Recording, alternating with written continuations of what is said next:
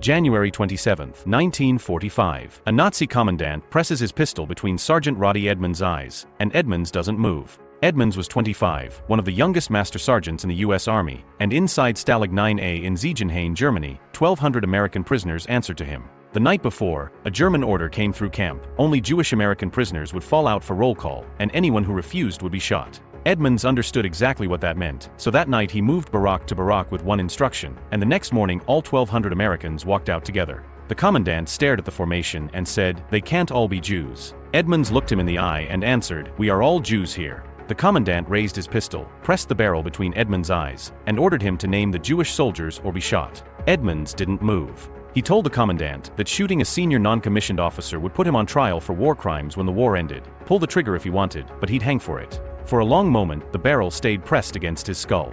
Then the commandant lowered his weapon and walked away. More than 200 Jewish American soldiers went home because of that morning. But that wasn't the last time. Weeks later, when the Germans ordered the camp evacuated deeper into Germany, Edmonds gave one more order, and all 1,200 men broke ranks and ran back inside. The Germans had no choice. They abandoned the camp, and Allied forces liberated every one of them. Edmonds came home to Tennessee and told no one. It was his son Chris, a pastor, who found a single line about that roll call in his father's wartime diary years after his death. In 2015, Yad Vashem named him Righteous Among the Nations, the only American serviceman from World War II ever to receive it, and on March 2, 2026, 81 years later, his son accepted his Medal of Honor. Asked what his father would have said, Chris answered without hesitation.